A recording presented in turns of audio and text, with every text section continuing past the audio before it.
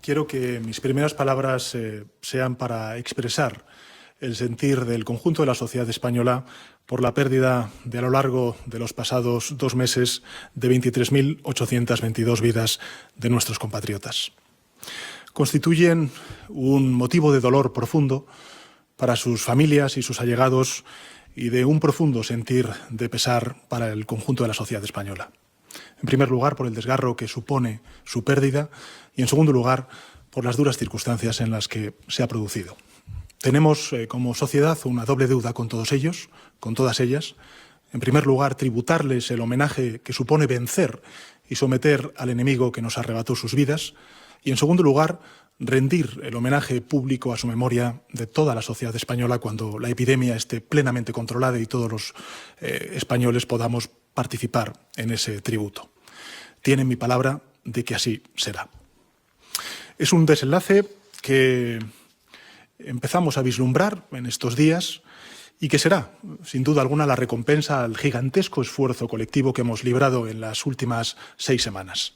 En ese sentido, van las cifras de nuevos contagios y la situación de nuestro sistema sanitario que nos confirman que hemos logrado doblegar la curva de propagación de la epidemia. En ese sentido, también van las cifras de personas dadas de alta que de forma sostenida a lo largo de estos últimos días superan el número de nuevos contagiados diarios y junto a ellos una cifra imposible de determinar pero con una seguridad cada día más elevada. Y es la de los miles y miles de españoles cuyas vidas hemos salvado gracias al trabajo abnegado de los sanitarios y el esfuerzo y el sacrificio del conjunto de la sociedad española. Por eso, el plan para la transición hacia una nueva normalidad, en el que llevamos trabajando desde el Gobierno de España hace aproximadamente casi un mes, adquiere plena actualidad y ha sido aprobado en el Consejo de Ministros celebrado en el día de hoy.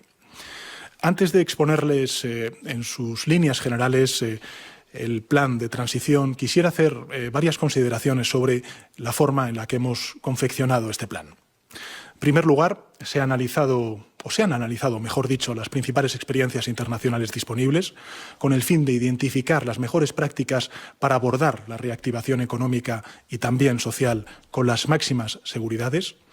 Y en este sentido, la hoja de ruta común para el levantamiento de las medidas de contención del COVID-19 presentada hace unos días por la Comisión Europea en la línea también de las recomendaciones de la Organización Mundial de la Salud ha sido y es para el Gobierno de España una referencia clave.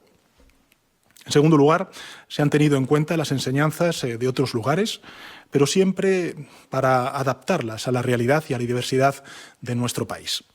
Todo con un único y exclusivo objetivo, y es el de recuperar la vida cotidiana y la actividad económica sin poner en riesgo la salud colectiva. Quiero destacar que el único propósito de este plan de desescalada es poner a España en marcha protegiendo la salud y la vida de los españoles. El único propósito es acceder a lo que hemos llamado en anteriores comparecencias la nueva normalidad, hasta en tanto en cuanto no encontremos el remedio terapéutico o también la vacuna, a esa nueva normalidad, manteniendo a salvo lo más preciado, y es nuestro sistema de salud. Para la elaboración del plan de transición hemos recabado también la opinión y propuestas de expertos en el ámbito científico, sanitario, social, empresarial, y de forma paralela y coordinada se han celebrado reuniones e intercambiado propuestas e ideas con los responsables de las distintas administraciones. Singularmente las administraciones autonómicas, por supuesto, pero también las administraciones provinciales y las administraciones locales. Por tanto, este plan es el resultado de un trabajo colaborativo y también compartido entre distintas instituciones y también entre la administración pública y el conjunto del sector privado. Empresarios, sindicatos, sociedad civil en un amplio espectro. Hechas estas advertencias preliminares, permítame responder a la pregunta que planteaba en mi última comparecencia el pasado sábado y que me parece que es pertinente volver a plantear. ¿Cómo será la desescalada, la transición que se diseña en el plan que ha aprobado hoy el Consejo de Ministros?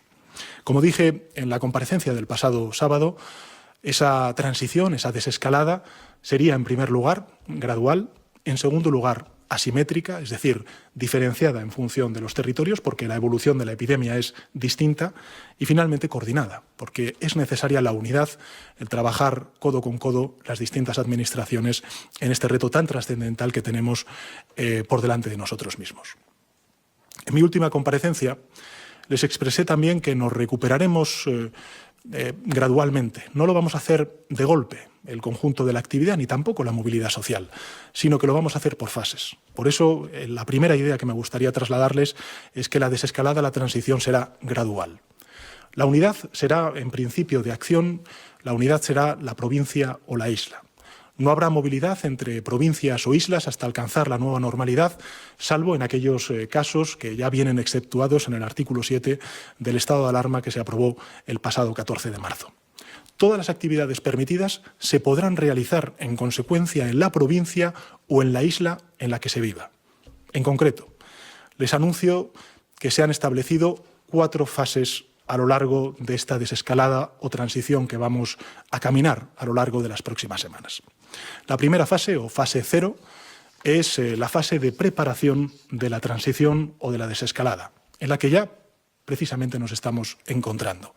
Es la fase preparatoria, en la que además de las medidas de alivio comunes para todo el país que hemos aprobado y que han empezado a beneficiarse el conjunto de la sociedad española, como por ejemplo la reciente medida aprobada para los menores o la proyectada para el próximo 2 de mayo de salidas y ejercicios individuales de los adultos, se abrirán pequeños resquicios de actividad económica. Por ejemplo, la apertura de locales y establecimientos con cita previa para la atención individual de los clientes. Un caso claro que creo que puede ser perfectamente entendible es la apertura de restaurantes con servicio de comida para poder llevar a domicilio sin consumo en el local. El servicio, claro está, deberá prestarse con la máxima protección individual. Otro ejemplo sería la apertura de entrenamientos individuales de deportistas profesionales y federados y el entrenamiento básico de ligas profesionales. A lo largo de esta fase, de la fase 0, de la fase de preparación hacia esa desescalada, se va a intensificar la preparación de todos los locales públicos con señalización y medidas de protección para preparar el comienzo de la siguiente fase, que es la fase 1. La fase 1, o fase inicial, en función de los criterios que más adelante describiré, se permitirá en cada espacio territorial definido, en principio la provincia, el inicio parcial de ciertas actividades. Algunas de estas actividades son la apertura, por ejemplo, del comercio bajo condiciones estrictas de seguridad, el pequeño comercio bajo condiciones estrictas de seguridad, excepto los centros o grandes parques comerciales donde son más probables las aglomeraciones y se incrementa más la movilidad para desplazarse hasta ellos. En restauración, por ejemplo, la apertura de terrazas con limitaciones de ocupación al 30%. En hostelería, la apertura en esta fase primera de hoteles y también de alojamientos turísticos, excluyendo zonas comunes y también con determinadas restricciones que serán planteadas en una consecuente orden por parte del Ministerio de Sanidad. En la apertura de locales en la fase 1, ya les adelanto que se incluirá un horario preferente para los mayores de 65 años, que son el colectivo más vulnerable al COVID-19. En el sector agroalimentario y en el sector pesquero, por su parte, se reanudarán las actividades que mantenían restricciones y, por seguir con los ejemplos, los lugares de culto podrán abrir limitando su aforo a 1/3. En el ámbito deportivo se contempla la apertura de centros de alto rendimiento con medidas de higiene y protección reforzadas y, si es posible, turnos, y también se permitirá el entrenamiento medio en ligas profesionales. En el caso del transporte público, el uso de la mascarilla estará altamente recomendado tanto en la fase 0 como en la fase 1, como en la fase 2, en la fase 3 y luego, lógicamente, en la nueva normalidad. La fase 2 es la fase intermedia. Si se cumplen las condiciones y los marcadores estipulados en, por ejemplo, actividades como la restauración, se abrirá el espacio interior de los locales con una ocupación de 1/3 del aforo y garantías de separación y solo para servicio de mesas. El curso escolar comenzará en septiembre. Ahora bien, En esta fase segunda hemos establecido algunas excepciones para reabrir centros educativos con 3 propósitos que estoy convencido ustedes podrán compartir. En primero de ellos es el de las actividades de refuerzo. En segundo es el de garantizar que los niños menores de 6 años puedan acudir a los centros en caso de que ambos padres tengan que trabajar presencialmente y, lógicamente, también para celebrar la EBAU. Por seguir con los ejemplos, se prevé la reanudación de la caza y pesca deportiva y en cuanto al ocio y la cultura se reabrirán cines, teatros, auditorios y espacios similares con butaca preasignada y una limitación de aforo de 1/3. También serán posibles en esta fase las visitas a monumentos y otros equipamientos culturales como salas de exposiciones, salas de conferencias con 1/3 de su aforo habitual. Y se podrán celebrar los actos y espectáculos culturales de menos de 50 personas en lugares cerrados con 1/3 de aforo y si es al aire libre serán posibles cuando congreguen a menos de 400 personas siempre y cuando sea sentado. Los lugares de culto deberán limitar su aforo al 50% en esta segunda fase. La fase tercera es la fase avanzada. En esta fase, la última hasta recuperar la nueva normalidad, una vez que se cumplan los marcadores requeridos, se flexibilizará la movilidad general, si bien se mantendrá la recomendación del uso de la mascarilla fuera del hogar y en los transportes públicos. Y en cuanto al ámbito comercial, se limitará a una distancia mínima de 2 metros. En la actividad vinculada con la restauración se suavizarán algo más las restricciones de aforo y también de ocupación, si bien se mantienen estrictas condiciones de separación entre el público. Como ven, la regulación es muy prolija porque la casuística es muy amplia y he citado algunos casos a título ilustrativo.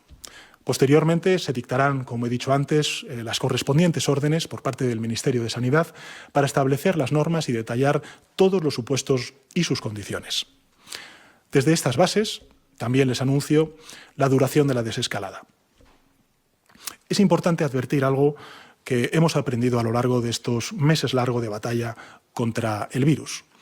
Y es que cada una de las 3 fases de desescalada descritas tendrán una duración mínima de 2 semanas. 2 semanas, ¿por qué? Porque es el periodo medio de incubación del virus. ¿Esto qué significa? Pues significa que en el mejor de los casos la etapa de desescalada de transición hacia esa nueva normalidad tendrá una duración mínima en cada territorio de 6 semanas, aproximadamente en consecuencia 1 mes y medio. Y la duración máxima tentativa, en el caso de que todo transcurra como hasta ahora, y por eso quiero decirlo entre paréntesis y con la máxima precaución, queremos que sea de 8 semanas para todo el territorio español. Por tanto, a finales de junio estaríamos como país en la nueva normalidad si la evolución de la epidemia está controlada en todos y cada uno de los territorios. El horizonte y el perímetro, por lo tanto, está auditado, está planificado. El Gobierno de España tiene el horizonte y la estrategia clara. El próximo fin de semana se permitirá, como anuncié en mi última comparecencia, la actividad física individual y los paseos con las personas que uno o una convive, siempre y cuando la evolución sea como hasta ahora. El próximo 4 de mayo entraríamos en la fase 0 todos los territorios y dada la incidencia mínima de contagios y si la evolución también lo permite, la isla de Formentera, las Islas Baleares y las islas de La Gomera, del Hierro y La Graciosa en las Islas Canarias anticiparán unos días, al 4 de mayo, su desescalada situándose en la fase 1.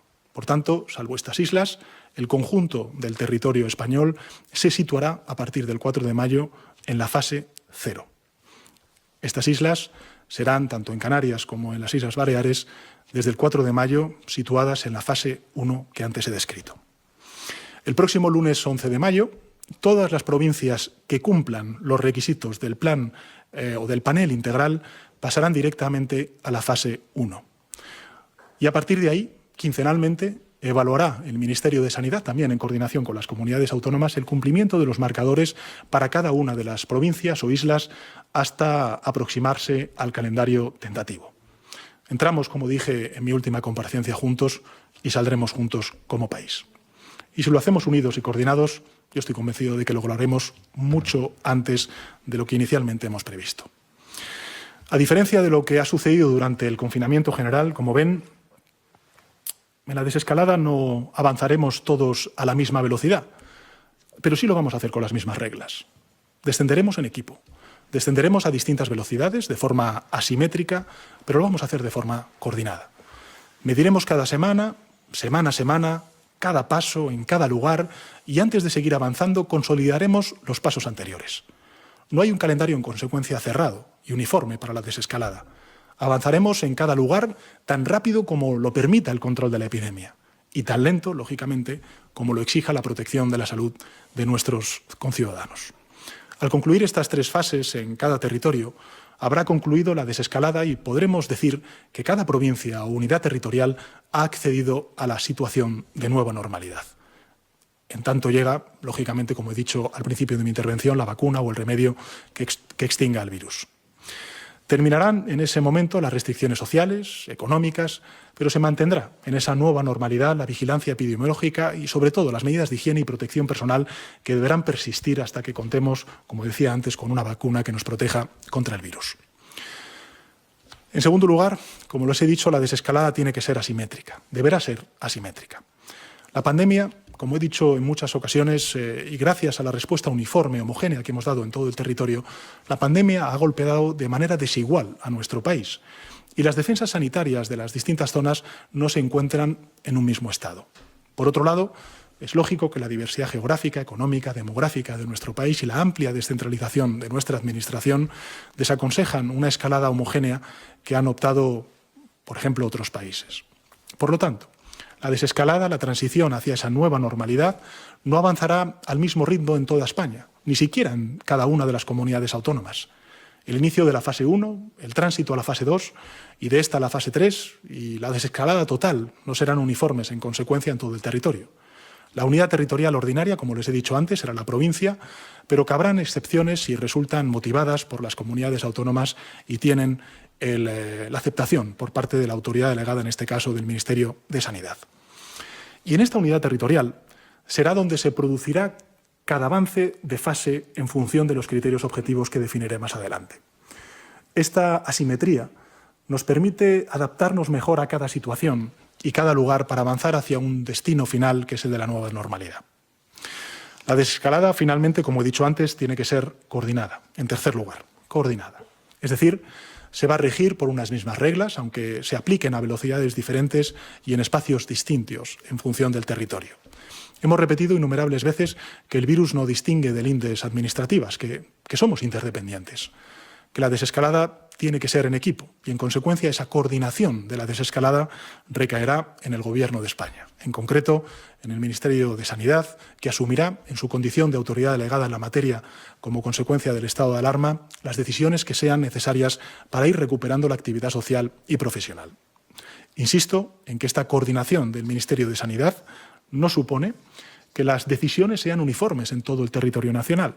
Al contrario, la desescalada, no me cansaré de repetirlo, será distinta en función del territorio, será simétrica, es decir, los territorios podrán avanzar hacia esa nueva normalidad en distintas velocidades. Y estos avances se regirán por criterios objetivos, públicos, sobre todo de tipo sanitario y epidemiológico, y tendrán muy en cuenta el parecer, lógicamente, de las comunidades autónomas y también de los ayuntamientos y de las provincias. Pero habrá unas reglas coherentes y compartidas para estos avances. La pregunta es cómo se determinará el avance entre una u otra fase en cada lugar. Y la respuesta es clara, en base a criterios objetivos. Es decir, unos marcadores que compondrán un planel integral y que definirán la disposición en la que se encuentra cada provincia o cada unidad territorial para avanzar. En mi última comparecencia hice referencia a ese panel integral de marcadores, que es, lógicamente, la recomendación que ha hecho el CAES, que dirige el doctor Simón. ¿Cuáles serán estas reglas, estos marcadores que dirán cuándo un territorio puede avanzar de fase, debe mantenerse o debe incluso retroceder? Porque puede ocurrir.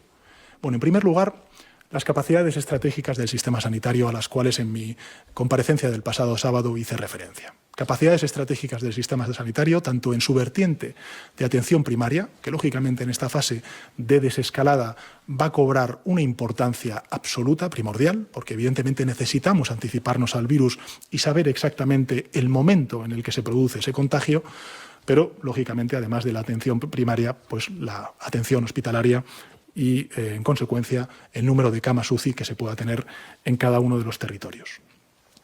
En segundo lugar, y junto a ello, la situación epidemiológica en la zona, es decir, el diagnóstico e identificación de la situación concreta de la pandemia. En tercer lugar, la implantación de medidas de protección colectiva en comercios, transportes, centros de trabajo y en cualquier otro espacio público. Y en cuarto lugar, los datos de movilidad y los datos socioeconómicos. Estos marcadores serán públicos, serán transparentes, estarán al alcance del conjunto de la opinión pública, de modo que la ciudadanía pueda conocer los criterios en los que se basan las decisiones, en este caso de las administraciones públicas, que van a determinar decisivamente la vuelta a la nueva normalidad en cada uno de los territorios. En resumen, lo que iniciamos es un trayecto hacia esa nueva normalidad que discurrirá en cada zona a la velocidad que permita la situación sanitaria de esa zona, medida de acuerdo con criterios absolutamente objetivos.